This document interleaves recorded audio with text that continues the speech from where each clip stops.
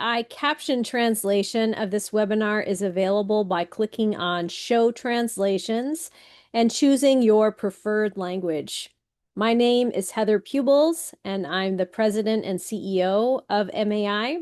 MAI is a global network that exists to equip, encourage, and connect global Christian writers, editors, and publishers as they create life-transforming materials in their heart language and local context. In collaboration with our community, we hope to see these publications strengthen the church and impact society. We had 84 people from 33 countries register for today's webinar. We'd like to welcome our first-time attenders. If you're a first-time attender, can you please click on the raised hand button? See if we have one there. Great. Well, welcome. Glad to have you here. Please remember to put your comments in the chat and questions in the Q&A box. We'll get to as many of them as we can during the question and answer time at the end of the presentation.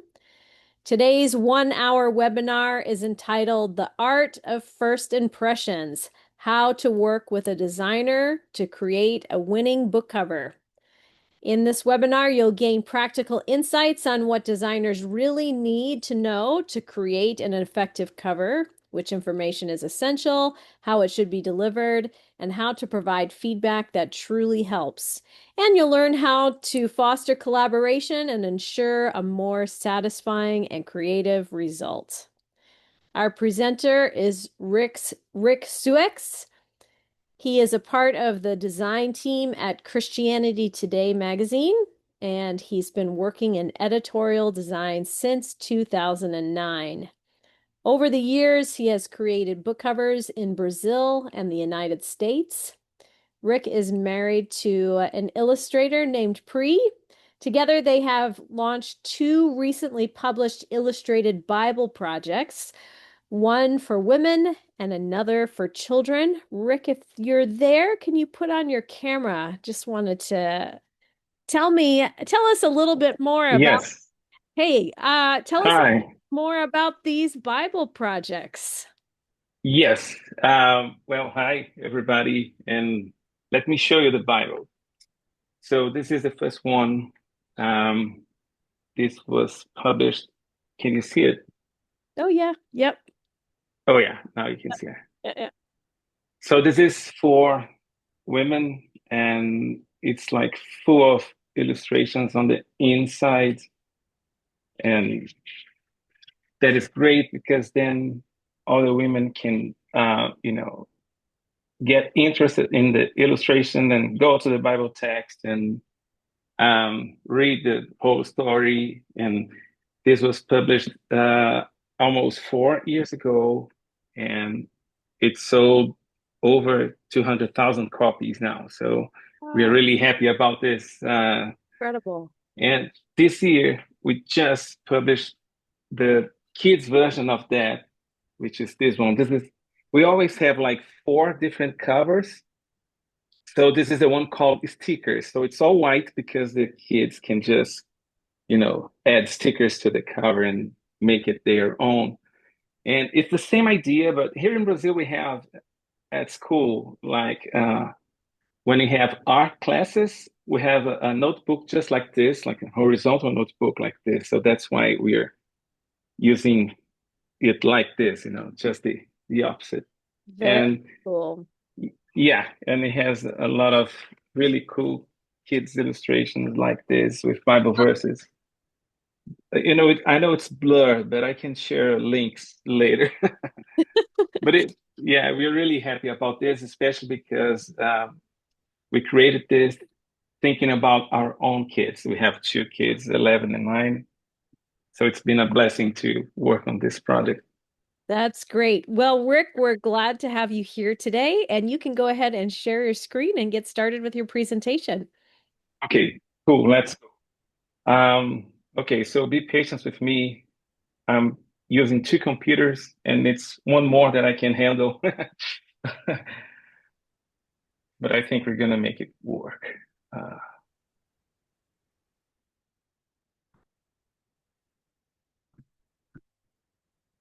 Can you see? Yes, we can see. Just go to present and you'll be good. Yes. Let's go. Yep, all good. Cool. Okay, great. Well, it's a real joy to be here with you all. And when Heather and I were discussing themes for this webinar, I realized it was a perfect opportunity to talk about something I've always wanted to share. It's like a short but really intense relationship between authors and designers. And I know I'm part of a design team now, but I was a freelance designer for many, many years. And, sometimes this relationship only lasts a month between designer and publisher, or designer and editor, designer and author. But honestly, it can feel like a long marriage in crisis. If you think about it, both partners want the same thing, like a winning book cover, but they cannot agree on how to get there. They struggle to communicate their feelings, and they start to doubt if the other person is really committed to make it work. And on top of that, money is involved. So I know it's really complicated. Um, but this is like, wow, I have a chance to say everything I always want to say and talk to editors. So I truly believe we can fix this. Yeah. And all it takes is better communication and clear goals, and maybe a little more knowledge about the process, and we can fix this. Okay, so let's go. Let me talk a bit more about me, although Heather's introduction was just great. And yeah, I'm based in Belo Horizonte, Brazil, and I was a designer for Christianity Today Brazil many years ago. We published CT had a Brazilian version of the magazine for 3 years. I was the designer here, so I made this first contact with them uh, around 2012, and since 2018, I'm part of the design team working remote from Brazil, and it's been a real privilege to work with great designers. And but from 2009 to 2018, I was working basically with book covers, and I was trying to count, and I believe I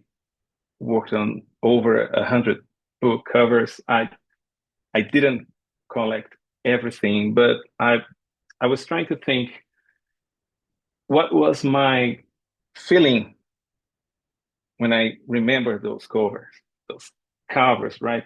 Sorry, my Portuguese accent here. Those covers. And take a look at this graph. I think I was happy about 50% of the time. I was really proud around 20%. 20% of those covers I got really proud, like, wow, we hit the target. That's great. But about 10% of those, I got really angry because I don't know, the relationship was just um, terrible, and maybe I was, fighting with the editors. And 10% of those covers, I'm embarrassed I worked on those, and I hope nobody knows it was me. Um, and on 10%, I was like, that's all right. It paid the bills, and it's like, okay, good enough. Um, so that's like real life for a designer, and especially a freelance designer. Um, but yeah, so this is just I tried to select some, but I don't even have those on my computer.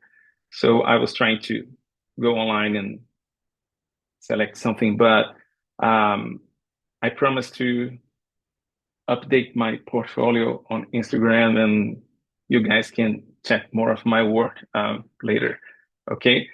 Um, so what's the plan for today? I want to help you guys to reduce the pain between designers and authors and improve the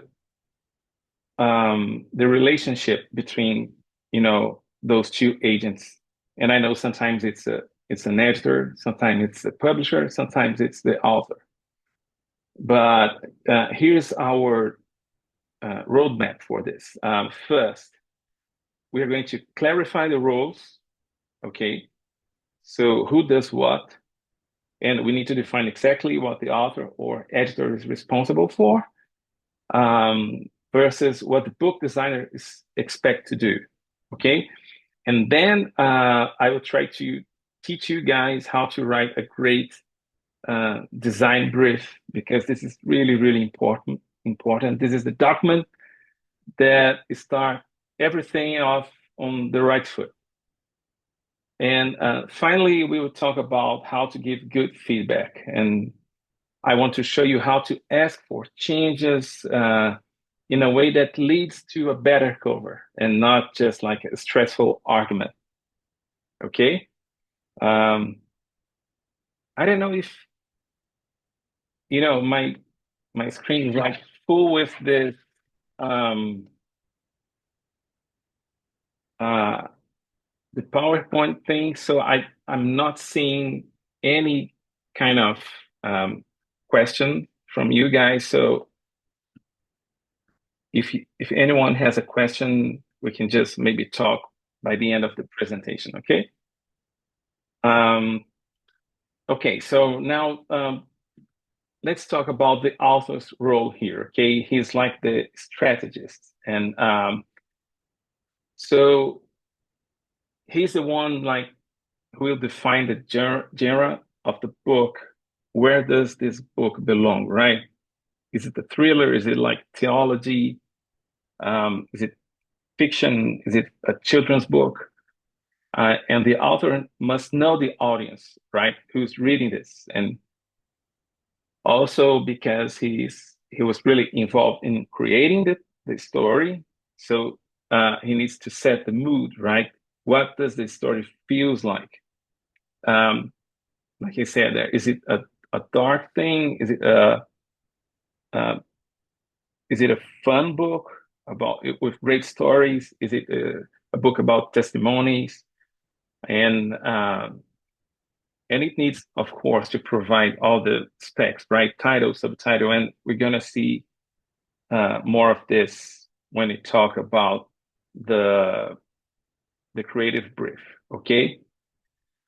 So in this context, and hoping to make an impact and make some sales and dream about the next book, start to think about your job as the author or editor or publisher. Okay, so start to put yourself in this position and think about your role. And now I'm going to talk more about the designer's role, and then you're gonna try maybe to know more about your partner in this thing, right?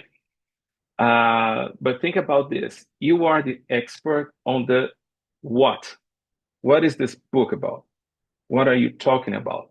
But think that you're not the expert on the how. How am I going to present this to people? So you can let this to the designer. Okay.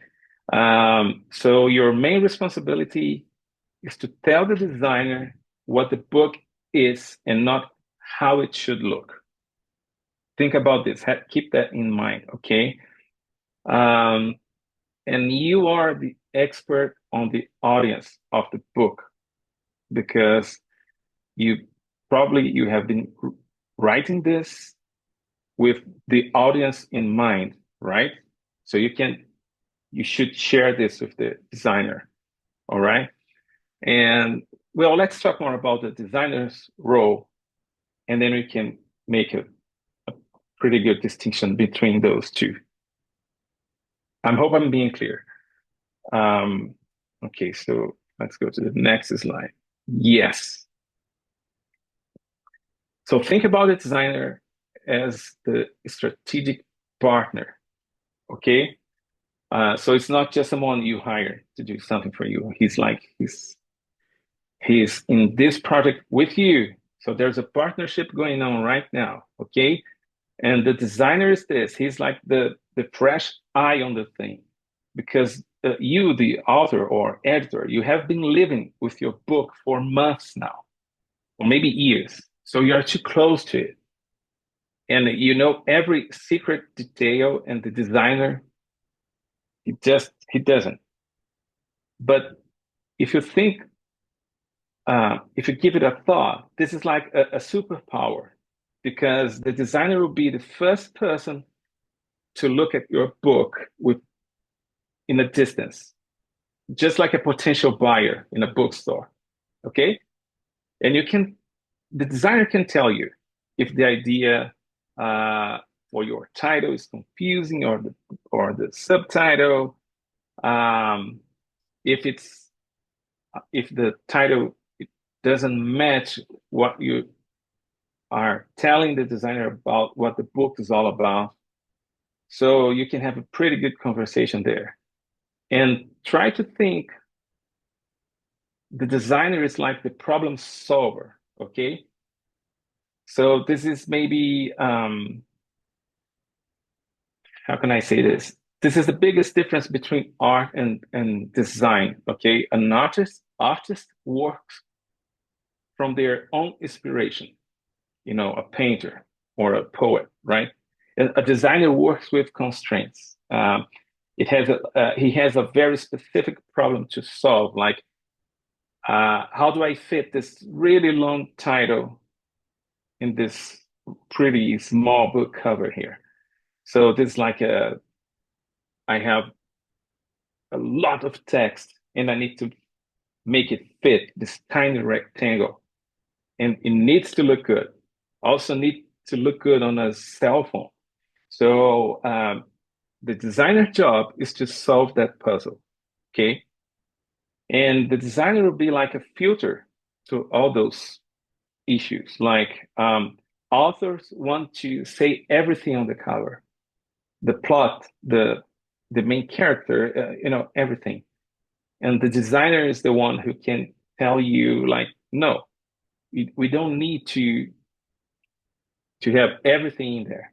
We can have like one single and powerful hook, and that will be enough, right? Um, okay, so I hope it's clear. Let's go to the next slide here. So this is like there's an intersection, right?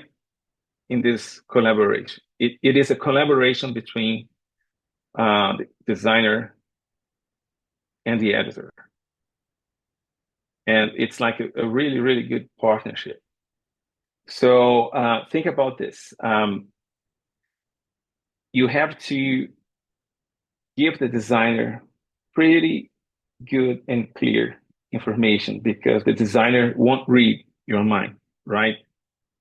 So you need clear communication.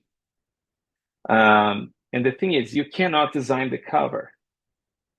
So um, you need to trust the designer, and need to trust yourself that you're being clear enough, and the designer is just in comprehension of everything. And because of that, you are going to trust him doing his or her work. Okay. Um, and the thing is, like, it's like creating a bridge. That's why I added that. Like, the design brief is going to be this bridge, because that document, everything will be, every information will be there. So this is like the bridge you're going to walk on and solve all your problems. Okay? So that's why it translates your narrative vision into visual language. All right? So let's talk about this design brief. And I wish I could ask you, but I'm not seeing your answers, but I wish I could ask you how many of you ever worked on a creative brief, a design brief, a creative brief.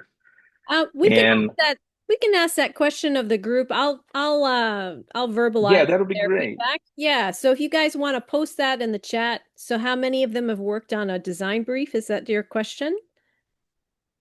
Yes, because sometimes this is something completely new. Someone has asked a different question, but we don't have to get to it right now. But with the rise of AI, will the designer job disappear? Okay, so you just made me depressed in the middle of the presentation. The thing is, I don't think so. But what I think is, no, let's talk about this at the end, right? Yeah, We're let's going to do have some time for a Q&A. Okay, We have that's someone right. who has said that they've had the opportunity of doing design briefs for various book projects. Just one person. We don't have anyone. If anyone wants, if you want to raise your hand, if that's something that you've worked on before, Yeah, please feel free. yeah. Got And another person? Yeah. So it looks like just a very small number in our list has actually worked on a design brief. okay, that's fine. And the thing is, I'm talking to you guys, and what I have in mind is like independent authors and small publication houses and even some freelance editors. Because when we work um, with all these huge um, publishing houses, like when I worked with Zondervan, and so they have like a big team to do, to do marketing, to talk to the designers. So I'm not thinking about that. So um, I'm thinking about a relationship of two people here. Okay. So the design brief, it's not like just a suggestion box, um, something like I think the cover would look cool with this. It's definitely not that. It's more like a roadmap. So if you want to go to New York, but you have a map to Chicago, it doesn't matter if you drive fast or not. You're going to end up in the wrong place, right? Um, so if your creative brief is vague or confusing, the cover will be wrong. It's that simple. Okay. So it's the time that you must put all your efforts and attention, okay, to write a good creative brief. Um, and let's learn how to do that now. Um, okay. So the essentials here, I'm I'm thinking about like, I don't know, maybe 4 or 5 steps to write a good creative brief. So uh, the first thing you must write are those specs, the facts like the title, the subtitle, and the author name,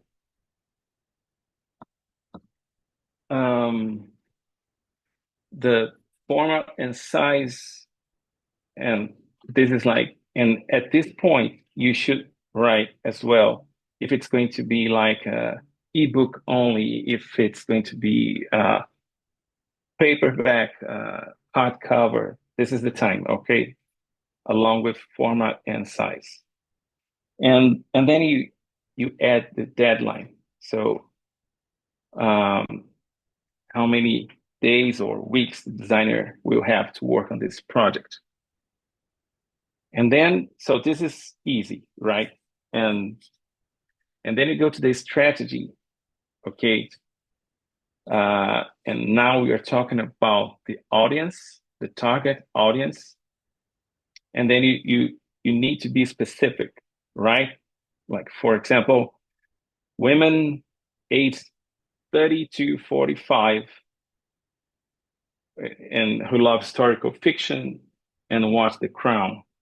And you can think, if you think about a church book, it'll be okay. So this is for um, youth pastors on small churches, and they're trying to impact the youth to, I don't know, present Christ on their school, something like that. So you need to be specific, okay?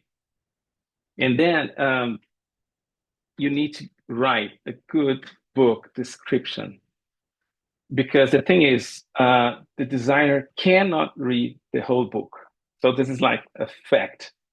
So sometimes I asked for a creative brief, and the editor sent me like a PDF of the whole book, and this is like it's just it's impossible, because sometimes a designer is working on three, four different covers at the same time, and you cannot read everything. You don't have the time, and second, you may be thinking about something you read, and that's not what the author really wants to it's not like the main idea the author wants to present to his audience. So it can be like a short summary, maybe like a blurb, but better than this, it's like two paragraphs. Two paragraphs would be just like great. Okay, so there's an example there, like a detective in London tries to solve a murder, but falls in love with the suspect. This would be like good. It can be a little bit more than that, but um, I'm bringing you the reality. The designer won't read the whole book. Okay. And this is not a big problem. Okay, let's go to the next slide. Okay. So now let's think about the vibe. Um, and I'm not even really sure if vibe is a word. I used this word vibe the other day, and my 11-year-old kid was like, "Who says this vibe?" So I'm not sure it's the right word, but it works for me. Okay. So here we are talking about, the tone, the motion. How should the reader feel? That's the idea. How should the reader feel? So you can write like a sentence, a line, or maybe use keywords if it's easier for you. So like mysterious, romantic, urgent, funny, anything you have in mind. Okay. And you can write down some imagery ideas, like let's say if you're talking about some um, something that is happening in New York, and you really, really want to, it's a mystery, and it happened around the um, Central Park. So maybe you want to add this as an imagery, or you can use, I don't know, maybe there's a symbol that it's important to your story. So please share that with the designer. Okay. And now think about do's and don'ts. So sometimes there is something that um, people must see it on the cover. So maybe it's a color, something like that. And then you have to say, like this example here, must be gender neutral on the tone, and try to use a teal color or try to use orange. I don't know. And sometimes you have like pretty good information that what you should not do, like do not use red. The author hates it. Like I used to work for a publisher here in Brazil, and they just hated um, white color on book covers, not because of a design thing, but it's just they were afraid it was going to get all dirty on the bookstores. So they just, it was forbidden to use, full white like this Bible I show you guys. So if you have something like this, now it's the time to write it down. And then this is really, really important, the hierarchy. Think about this 5 items like title, author name, main image, subtitle, color. So you need to rank which one is the most important. So let's say you are designing uh, a book cover for a famous pastor in your region. So let's use the, I don't know, Tim Keller example here. So maybe because he's really, really famous, it will rank as the most important thing. So his name must be bigger even than the image and the subtitle, or sometimes you need like you really want to present the very good title. So the title will be number one in this rank. And nobody really knows the author. So the name of the author can go like really small on the side, on the corner. Okay. So you need to think about those things. And always the hierarchy on a book cover or on a magazine cover is the same. It's really, really important. Okay. Do not forget about that. Let me check the time here. Okay. So let me give you 2 examples of a bad brief and a good brief. So it's not really a good brief when you're trying to describe a scene, and I'm going to explain you why.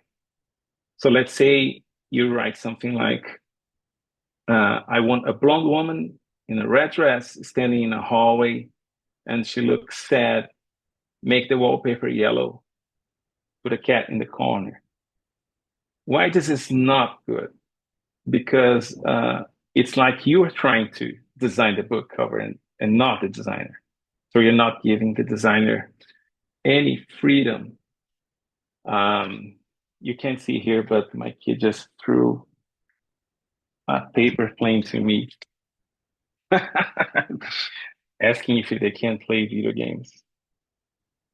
No, that's a no in Portuguese. No.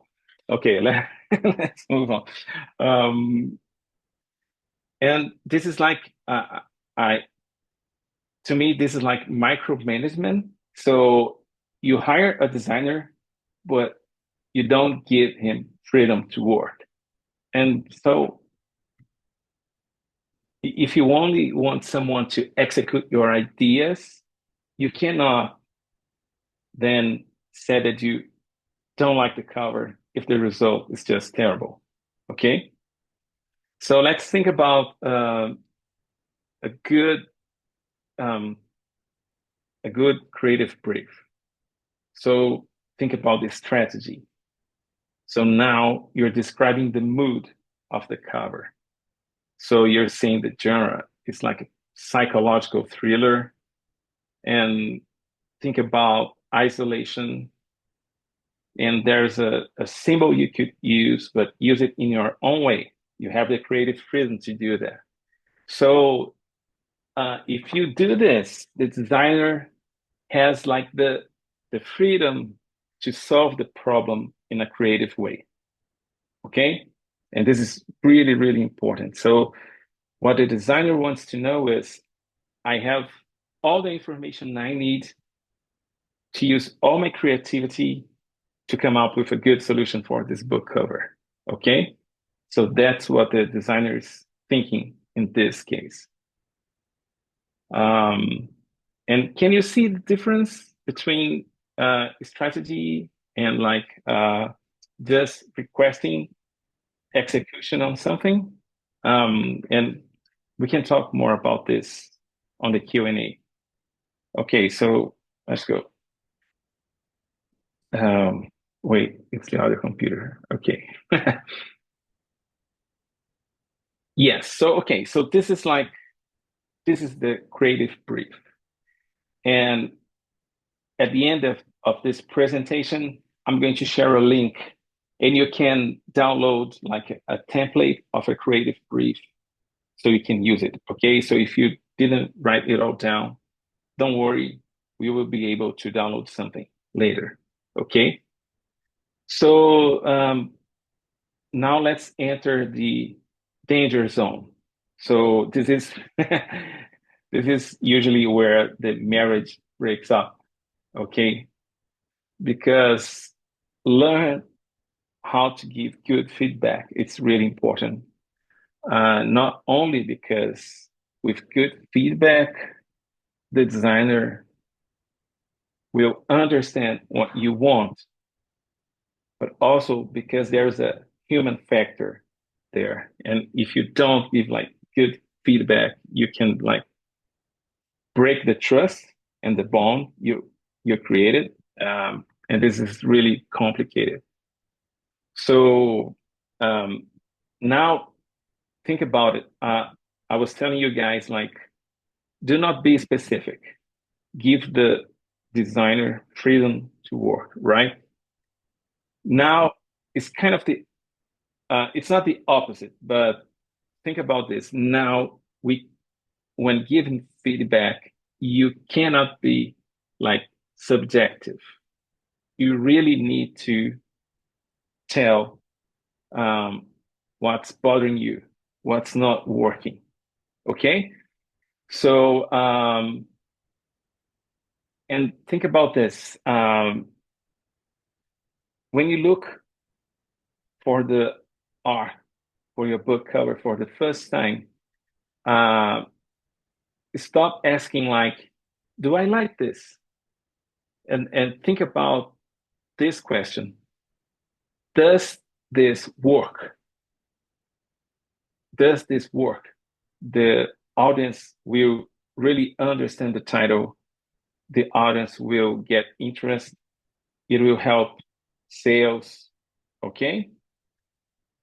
So when giving feedback, think about this. Does this work? And only after that, we are going to tell the designer what needs change. Okay.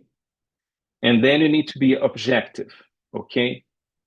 Like my example for you here is about a color. So don't say, I don't like the color orange, because what it just did is like, now the designer is completely lost. Why not orange?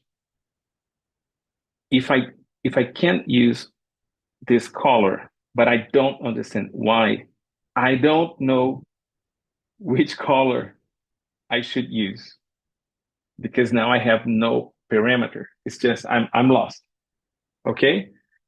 So if you give feedback, you need to really explain why you want something to change. Like the solution for this would be something like orange feels too aggressive for a romance. So this is like good feedback. It's not like the designer is dumb and doesn't know how to do the job. And it's not just about your feeling. It's like an objective thing. So this color doesn't work because of this. So this is like a constructive feedback. Okay. And one really important thing, okay, or maybe four really important things. So use your brief, the creative brief you wrote, as your anchor. Okay, it's like this is the most important rule. If you feel something is off, don't just react emotionally. Okay, go back to the brief, because you agreed on that brief, right? You and the designer. And then ask yourself, does this cover meet the goals we set? And if you miss the mark, use the brief, or maybe if the designer missed the mark, use the brief to hold the designer accountable. So you can say, look, we agreed in this brief that the mood should be serious, but this feels playful. Okay? So that is powerful feedback because it's based on logic, okay? Not just opinion, right? And two, identify the problem, not the solution, okay? So we get this a lot, something like, change this font, like to Arial or to Times, but you need to give the designer a reason for that. So if you just say change the font, you're trying to be like the doctor. You're prescribing the medicine, but maybe you are also giving like the wrong choice, and that's what sometimes that's the reason you're going to go back and forth, and you're going to have like 7, 8 versions of that book cover because you're trying to give the design a medicine that won't work for that. So you need to tell the symptom like the title is too hard to read against this background, and let the designer find another font that will work better. Okay. So try to be specific and don't use phrases like make it pop because this is really hard to really understand and give a solution for it. So no designers know what that means. That's the truth. Oh, it feels liberating to say this. So you have to tell the designer exactly what is wrong, okay? And consolidate. If you have a partner, an editor, or a spouse, someone who's helping you, so try to talk to this one person and then sit down and write one clear email or send like one voicemail, but don't send like 10 emails with 10 different things because then we get completely lost. Okay, so talk to someone who you trust and then write it down, the perfect feedback for the designer. Okay, so let's recap. So respect the rules. Okay, you don't need to know how to design, and the designer doesn't need to know how to write. So you are the strategist, and the designer is the problem solver. Okay.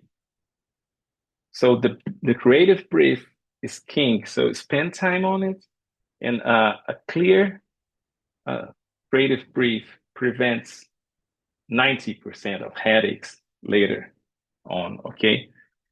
And collaboration is key. When you give feedback, look at your creative brief, not your personal taste, and ask if the cover works for the market and not just for you. Okay. And if you do these things, I'm sure the fight will stop and the creation will arise, you know? And so let me give you final tips so you can have a good time of Q&A. So this is really important, okay? So limit the options. So it is always quality over quantity. So one or two solid concepts are enough.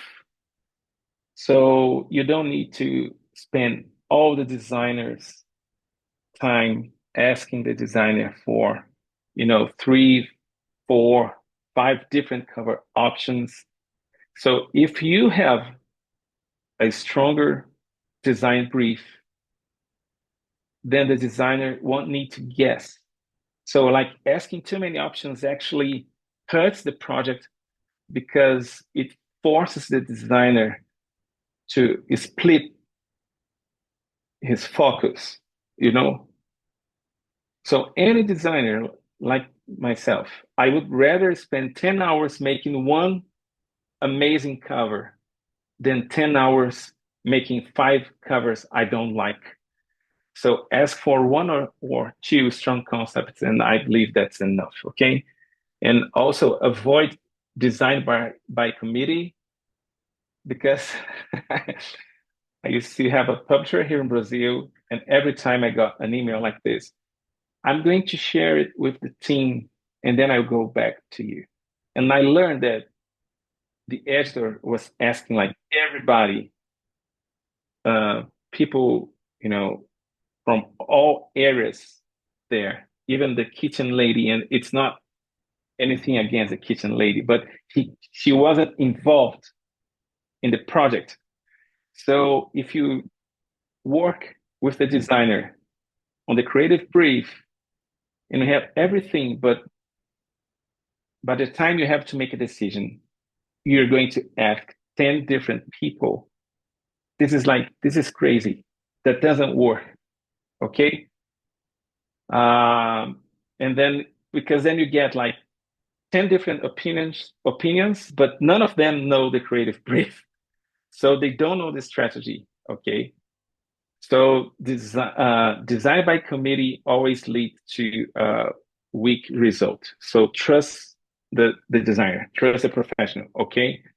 And one last thing is confirm, get print codes first, because sometimes you have just like a dream. I wish this could be like a big book, hardcover, and it will look beautiful. And then you work with the designer, and the designer gets this really beautiful book cover all done. And then you learn that you don't have the budget to print the book as you wanted. And then it's really, really complicated to resize everything, redo everything. So get, all all the codes you need first, work on the budget, and then you know for sure how much is it going to cost when you send the designer the information. Okay, I think that's it. And I know it's great when you can have like a conversation because everybody has different experiences. So feel free to send me an email, and if you have your phone there with you, scan this QR code and get the creative brief template. You're going to download this from my Dropbox account, and I hope it's helpful to you. And let's keep in touch. And Heather, I think I've said everything I planned. If you want to go to Q&A now, it'll be great. All right, sounds great. I just posted the link in the chat as well. So if you are Great. able to access the QR code on the screen, just go to the link that's in the chat box. We have the AI question, but I have another question too. Yeah. I'll ask mine first. The AI question Okay. once. And any other questions anybody has, please feel free to post them in the chat. I'm monitoring that. I'll ask those questions. So some publishers may also have some design standards for their covers as well. So maybe they have Yeah. particular kind of parameters, like particular fonts and colors that they're using Hmm. for their covers. So does that go in the design brief as well, that people would provide their design standards? Yes. Yes. It's like I did a few books for Zondervan Academic, which is like a brand within Zondervan. So on that creative brief, I've got all fonts I could use, and Okay, also the logo that should go on the first cover. So everything needs to be there on the creative brief. great. All right. So we have two other, oh, actually there's Um, should I stop share my screen? um let's go ahead and leave it up for just a little bit longer because your email address is Yeah, there and sure. the QR code is there. People can see us and hear us. So let me Okay. just find our question again. So from Pierre, I'm not a designer, but a writer.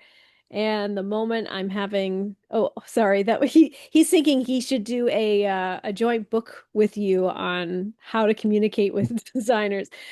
Um, so I the think we need like a therapy. This was more like a therapy session, I think. no, no, I mean from all Yeah. of my years working in communications, I think this is always the issue of what is your role with the people you're working with. All right. Yeah. So with the rise of AI, will the job of a designer disappear? Or how will it change the role of the designer? Let's say it that way. That might be Yeah. a less mournful way to say it. Well, we're having this conversation at Christianity Today. Like we are a design team. Will they need all of us in 5 years from now? We're not sure. We're at a point that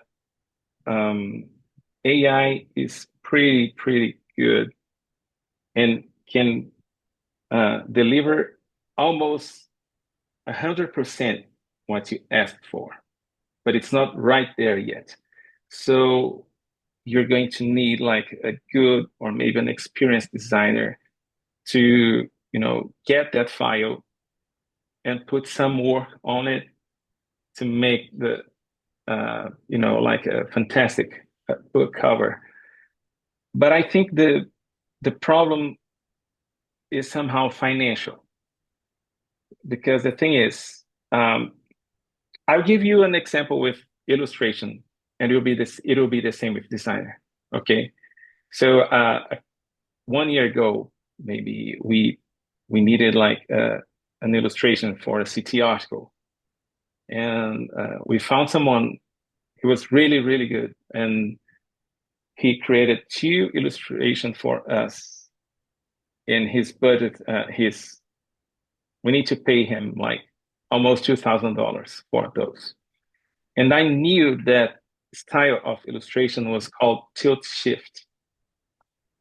So then I experimented on AI. Like so I almost wrote to AI my creative brief, and I said using the tilt shift style, and it was unbelievable what I got. Hmm. But it wasn't 100% what we wanted. So I'm saying it's financial because it's like this. Do you have $2,000 to get everything that you want? Or are you going to spend, I don't even know how much it costs, like $20. $20 a month to get something like almost there? So I think that's what's going to happen in the near future with design, because now if you go to Canva, now they have design from AI. So yeah, I mean, I'm lost just like everybody. And when I'm talking to my wife, we are talking about, okay, so I'm 44, she's 43. Do we have like 20 more years of work for us? But I'm I'm really pessimist about the new designers that are, just starting. I mean, I would add to this too that there's something about the quality of a designer's eye that can't be replicated. Yeah, And so, yes, I mean, many of us can try to create something with AI, but it's kind of like what you were talking about. That partnership you have with a designer is because you have some training, some experience, and some talent and some skill in understanding what actually is going to resonate visually with the audience. So sometimes yeah, that difference is actually more significant than we might think in terms of the audience's reception to what it is that they see. yeah. And I would suggest something like for all the authors and editors, uh, don't go to AI yourself and try to create your own book cover because I think we still need the designer's eye on it. Maybe the designer will use AI, just like I use it sometimes. Like I have to create every Monday and Thursday. I need to create images for a podcast, and I use AI a lot, but I still use a lot of my Photoshop skills on it, and I fix everything that comes wrong. So don't trust AI 100%. Yeah, that's what I want to tell you. Uh, So another question here, what trends are you seeing with design covers for Bibles? um, it's funny because the design trend for Bibles goes along with the the trends on the themes because we have Bible like when the illustrated Bibles arrived, so the trends were all like spiral binding and no really colorful and illustrated uh, cover. So I'm not sure if I know exactly the trend on design Bibles right now, especially in the US, but here in Brazil, we're still, you know, selling a lot of this is like a pretty different Bible, but unusual Bible. But we do sell all the leather, brown and black. We still sell those a lot. Another question from Josephina. This came in ahead of time. How do you reject a book cover idea and offer suggestions without hurting the artist? So maybe you've already talked some about the feedback process, but is there anything else that you want to add that would specifically address this question? Um, the thing is, if you give feedback based on the creative brief, the designer will never be hurt but what you said. The problem is that sometimes you have a creative brief and designer did everything he understood he was supposed to do, and you come out with something completely new. So this feels like you're telling the designer you're not really smart because you should know this, and the designer shouldn't know anything that is not on the creative brief. So that's why I told you on those final tips, go back to the creative brief all the time before writing a feedback. Okay. And there is something you could think about also when looking to a book cover, like because sometimes you feel like it's polluted and maybe everything is there. You talked everything, but you may feel you don't need all those elements there. So then it's okay, but because then you could say it's great what you did. It's everything we talked on the creative brief, but you could get rid of one of those elements and it's still, you know, perfect read the goal we wanted on the creative brief. So yeah, the creative brief is really the roadmap. You should go back to it all the time. Great. One other question here. Let me summarize this. Okay. We talked about the design brief. This question is, who's the best person to create that design brief? Should it be, let's say, the author, the publisher, the editor? How does that part work? Well, it really depends on the publishing house. So if you're an independent author, you're going to do it yourself.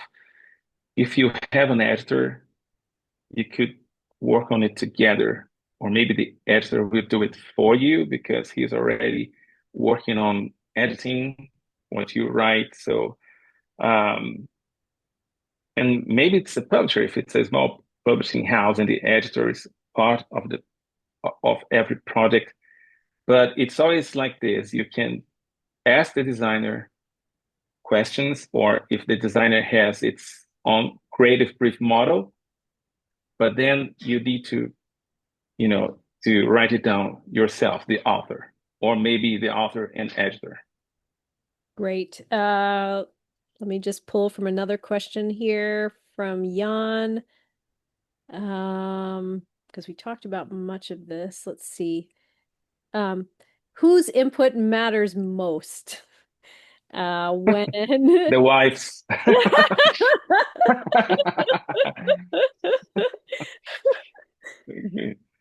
um, well, the thing is, it's not who inputs matter first. It is, are you reaching the target you agreed on that creative brief? So if the feedback is really off, the designer may reach out to you and say, I think you're wrong on this feedback because we talked X and Y. And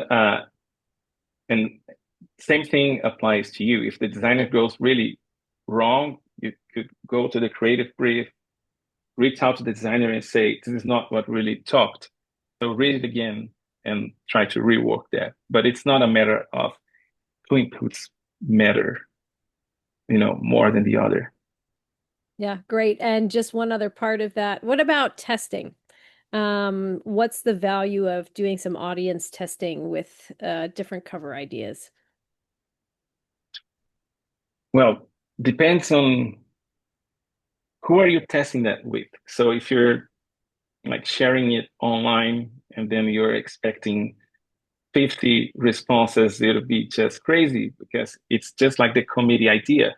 They're not part of the product. They don't really know. So it's different. Like on this Bibles here, we published this on 4 different covers. And okay, after a year or two, we really know which one worked and the one who didn't work. But all 4 covers were talked, and then we had a creative brief for each one of the covers. So, the testing is really complicated. It really depends on where are you going to test your idea. Mm, that's good. That's great. Just one other comment here from Sam. He says, I Okay. created a design brief both in the capacity of a publisher, editor, and also as a designer. The elements could be a little different. You just have to follow the elements as greatly highlighted by Rick. Thanks for that feedback, Sam. Um, Thank yeah, you. I think I think that that's all the questions that we have. Somebody was asking if they could see your email address again. Would you mind sharing your screen once more with your details Sure. on it?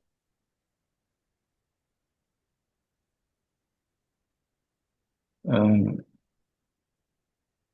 Here. Okay. Can you Yep. see it? Yeah. Yes.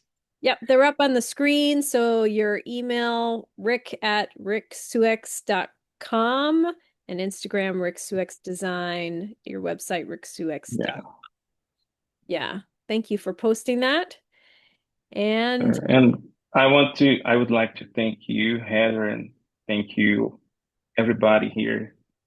Especially thank you for, um, you know, sometimes it's hard to uh, listen to someone for 1 hour with this pretty heavy accent. And I hope you guys understood everything. Uh, I could sound smarter in Portuguese, but then I was going to talk to one person. yes, thank you very much, Rick. You can stop sharing your screen. And Mia, if you Okay. could bring up our closing slides, we're going to wrap things up.